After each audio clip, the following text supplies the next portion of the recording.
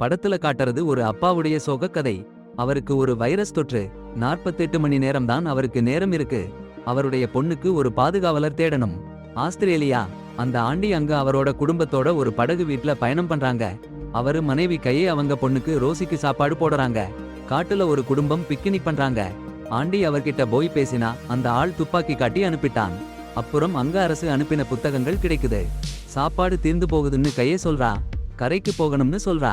ஆனா ஆண்டி மறுக்கிறான். கரை எவ்வளவு ஆபத்தானதுன்னு சொல்றான். உண்மை என்னன்னா ஜாம்பி தாக்குதல். தொற்றுப்பட்டவங்க 48 மணி நேரத்துல ஜாம்பியா மாறிடுவாங்க. ஆண்டியும் அவரு குடும்பமும் அந்த படகு வீட்ல எப்படியோ உயிர் பிழைச்சிருக்காங்க. அடுத்த நாள் ஆண்டி ஒரு பாய்மர படகு நதியில கிடக்கிறத பாக்குறான். அதுல இருந்து என்ன கிடைக்குமோன்னு எடுக்க போறான். தின்ல சாமான்களும் ஒரு வைன் பாட்டிலும் கிடைக்குது. சந்தோஷமா எடுத்துட்டு வர்றான். திடீர்னு ஒரு சத்தம் கேக்குது பின்னால. சுவர்ல இருந்து சத்தம் கேட்டதும் அந்த ஆண்டி ஓடி போயிட்டான். சாப்பாடு கெட்டு போச்சுன்னு காட்டினான். சில மாசத்துக்கு சாப்பாடு இருக்குன்னு 2 பேரும் சந்தோஷமா இருந்தாங்க. அப்புறம் ஆண்டி தூங்க போனப்போ கேய் அவனுக்கு பிறந்தநாள் பரிசா ஒரு வைன் பாட்டிலை பார்த்தா. அவளுக்கும் கணவனுக்கு என்னமோ வாங்கணும்னு தோண படகுல தேடி போனா. அங்கேயும் அந்த சுவர் சத்தம். ஒரு நிமிஷம் கூட தாமதிக்காம ஓடணும்னு நினைச்சா. ஆனா என்னமோ அவளை படகுக்குள்ளே இழுத்துட்டு போச்சு. ஆண்டி எழுந்து பார்த்தா கேய் காயம்பட்டு மருந்து போட்டுக்கிட்டு இருந்தா. அவசரமா ஒரு கவர்மெண்ட் பிரேஸ்லெட் எடுத்து பார்த்தா. 48 மணி நேரம் தான் இருக்கு. அவன் பேய் பிடிச்ச மாதிரி ஆயிட்டான்.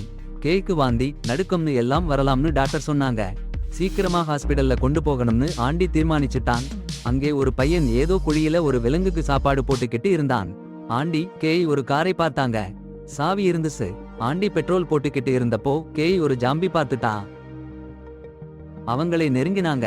லைட் போட்டா. ஜாம்பி ஐயோ ஜீப்பில ஏறி புறப்பட்டுட்டாங்க. அப்போதான் ஒருத்தர் தலையை மண்ணுல புதைச்சு பாடுபடுறதை பார்க்கிறாங்க. ஒரு காலியான இடத்துல ரோசியோட டயப்பரை மாத்த போறாங்க. ஆனா கேய் சட்டன்னு கீழே விழுந்தான். வாந்தி பிடிப்பு வைரஸ் அறிகுறிகள். அடடா. இன்னொரு இடத்துல அந்த பையன் பாம்பை குழியில வீசுறான். ஆனா உள்ள இருக்கிற அந்த பொல்லாத பிராணி சாப்பிடல. கேய் எழுந்தாங்க. அவருக்கும் அறிகுறிகள் தோணுது. காரை நிறுத்துன்னு ஆண்டிட்ட கட்டளையிட்டாங்க. எதுவும் சரியில்லைன்னு சொல்லி ரோசியை கொண்டு போய் விட்டுட்டு ஓடிப்போன்னு சொன்னாங்க. ஆனா ஆண்டி அவரு மனைவிய விட்டுட்டு போக முடியல. மறுபடியும் ஜீப்பில ஏத்திட்டு போறாங்க. ஓட்டிக்கிட்டே இருக்கும்போது சாலையில ஜாம்பி.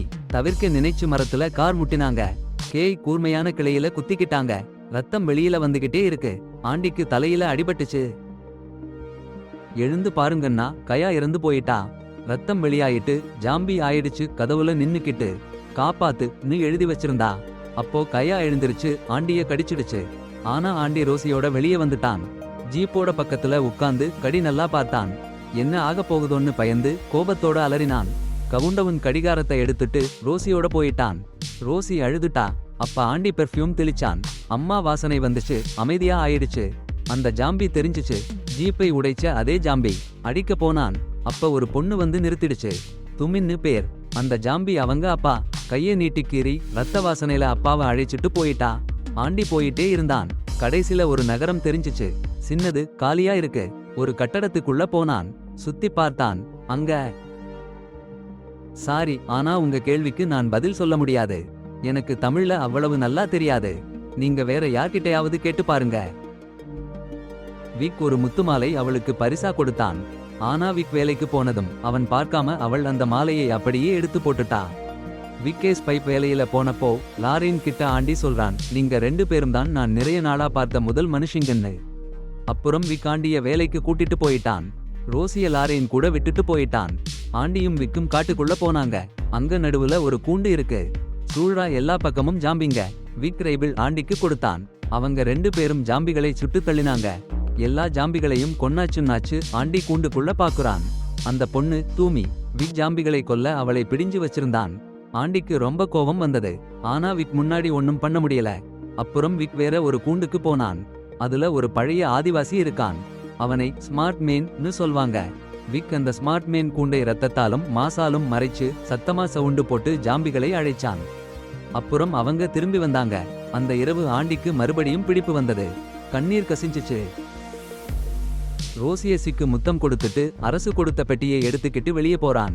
ரோசி லாரின் விக் கூட பாதுகாப்பா இருப்பாங்கன்னு நினைச்சுக்கிட்டே அந்த பெட்டில இருந்து சாவலாம் கிடைக்கிற ஒரு கத்தியை எடுக்கான்.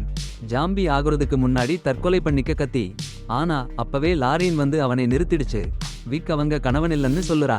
விக் தான் அவங்க கணவனையும் நிறைய பேரையும் கொன்னான்னு சொல்றா. அவனை கூட்டிட்டு போக சொல்லி ரோசிய ரொம்ப பாதுகாப்பா பார்த்துக்கிறேன்னு வாக்கு கொடுக்கறா. ஆண்டி போனாச்சுன்னா ஆனா அப்பவே விக் வந்து அவனை மயக்கி விடுறான். அப்புறம் தூமி கூட ஒரு கூண்டில எழுந்திருக்கான். ஜாம்பிகள் வராங்க. ஆண்டி ஒரு மாமிச கட்டியை எடுத்து கயிறு போல செய்து வீசுறான். ஜாம்பிகள் அந்த கயிறை பிடிச்சு இழுக்க கதவு திறந்துடுச்சு. ஆண்டியும் தூமியும் ஓடி விக் கேம்புக்கு போறாங்க. லாரீனை எழுப்பி ரோசிய கூட்டிட்டு ஓடுறாங்க. ஆனா விக் எழுந்து கிளம்பி அவங்களை நோக்கி சுடுறான். லாரியின் இடையில் நின்னு விக் நிறுத்திடுவான்னு நினைச்சா. ஆனா தப்பு பண்ணி அவளை சுட்டு விடுறான். சோகம் நிறைஞ்ச கதை. அண்டியும் துமியும் தப்பிச்சு ஓடி அந்த புத்திசாலி ஆளோட கூண்டுக்கு போறாங்க. ஆனா அவன் இல்ல. சின்ன குடைவரையில ஒளிஞ்சிக்கிறாங்க. விக் வந்து துமிய பிடிச்சிட்டு போகணும்னு அவங்களை துரத்தறான். அமைதியா இருக்காங்க எல்லாரும். கடைசில விக் போட்டான். அடுத்த நாள் இரவு சுமி எழுந்து பாக்குறாள். அண்டி சுவரில இருக்கிற ரத்தத்தை நக்கறான். ரோசிய சுமிய பிடிச்சுக்கிட்டு இருக்காள். அண்டி சரியாயிட்டான். அடுத்த நாள் துமி சொல்றா அந்த புத்திசாலி மனுஷன் அவங்க அப்பாவை குணமாக்க முடியும்னு. அது முடியாதுன்னு அண்டி சொல்றான். அதே சமயம் ஒரு ஆதிவாசி பொண்ணு அவங்க கால்தடம் பின்தொடர்ந்து வர்றா. துமியோட அம்மா ஜோசியா. துமி அவங்க அப்பா இருந்த இடத்துக்கு போறா. ஆனா அவங்க அம்மா போய் அவங்க அப்பாவை சமாதி பண்ணிட்டா. துமிக்கு ரொம்ப சோகம். அவங்க அம்மா துமிய அழைச்சிட்டு போக சொல்றா. ரோசியையுமா கூட. ஆனா துமி மறுக்கிறாள். அண்டி போறான். 9 மணி நேரம்தான் இருக்குன்னு தெரியுது. அவனுக்கு உடம்பு சரியில்லை. நிலைகுலைஞ்சு விழறான். துமி வந்து அவனை எழுப்பறா. அவளும். ஆண்டி ஆரம்பத்துல பார்த்த குடும்பத்தை தேடி நதிக்கரையிலேயே திரும்பினான். போற வழியில அவங்க முதல் வீட்டு படகு கிட்ட போனாங்க. கரையேறி அந்த குடும்பத்தோட காரவான் கிட்ட போனான். சும்மா வெறுமையா இருக்கு. உடனே ரோசியை காட்டுக்குள்ள அழைச்சிட்டு போனான். அங்க அந்த குடும்பம் இருக்கு. அந்த ஆளு ஒரு குழி தோண்டுறான். ஏன்னா அவனுக்கு பாம்பு கடிச்சிருக்கு. தன்னை மற்றும் குடும்பத்தையும் அங்கேயே கொல்ல நினைக்கிறான். ரோசியை அவங்க கிட்ட கொடுக்கணும்னு ஆண்டிக்கு இருந்த நம்பிக்கை அப்படியே போச்சு. அவன் சொல்றான், நானும் என் குடும்பமும் 4 குண்டி வச்சு தற்கொலை பண்ணிக்கிறோம், மீதி 2 குண்டி உனக்கு. ஆண்டி போனான். போற வழியில 4 துப்பாக்கி சத்தம் கேட்டது. துப்பாக்கியை எடுத்தான். தன்னை கொல்ல போறான். அப்போ தூமி வந்து புகை காட்டினாள். அவங்க மக்கள் அருகில இருக்காங்கன்னு. பாலத்தை கடந்து அந்த புகை இருக்கிற இடத்துக்கு போகணும். ஒரு சுரங்கத்துக்குள்ள போகணும். அங்கே நிறைய சாம்பிகள் இருட்டில உறங்கிட்டு இருக்காங்க. அங்கிருந்து வெளியே வரப்போற சமயத்துல விக் நெருப்பு பக்கத்துல நின்னு இருக்கான். ரோசி ஒரு சத்தம் பண்ணுச்சு. திக்கி விசாரிக்க வந்தான். சுவர்ல வேற ஜாம்பிங்க மாதிரி நின்னுட்டு இருந்தான் அவன். விக்கி ஒருத்தரா அடிச்சு தள்ள ஆரம்பிச்சிட்டான். அண்டி கத்தி வச்சு அடிச்சான். ஆனா விக்கி அவனை பலமா தள்ளி புரட்டி போட்டுட்டான். அப்புறம் தும்மி அவள நினைவு இல்லாம அடிச்சு போட்டுட்டான். ரோசிய கிட்ட போய் நின்னுட்டான். விக்கியும் அண்டியும் காயப்பட்டிருந்தாங்க. ஆனா விக்கி ரோசிய கொல்ல பிரயத்தினான். சன்மானமா அவனால முடியல. அண்டி ரோசிய கூட்டிட்டு போகட்டும்னு விட்டான். அவங்க பயணம் சொல்லுறாங்க. தும்மி ரொம்ப காயப்பட்டா. சுதங்கி போயிருந்தா. அண்டி அவளை தூக்கிட்டு போறதுக்கு பாடுபட்டான். கொஞ்சம் நேரம் நடந்தாச்சு. அண்டிக்கு கட்டுப்பாடு போச்சு. சதை கூட கண்டான். கட்டுப்படுத்திக்கிட்டான். சதை கூட எடுத்து ஒரு கட்டையில கட்டி வைச்சான்.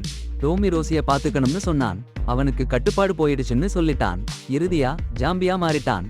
அதே நேரம் தும்மி அம்மா ஜோசியும் சேர்த்து பழங்குடியினர் தாக்க ஆரம்பிச்சாங்க. சாம்பியன் படைகள் நிலத்தை சுத்தம் பண்ண வந்தாச்சு. அந்த புத்திசாலி கூட அவங்க கூடவே இருக்கான். அப்புறம் எல்லா உடம்புகளையும் எரிச்சிட்டு போயிட்டாங்க. ஆனா அப்பவே தும்பி வந்தாச்சு. அட அதிர்ச்சி.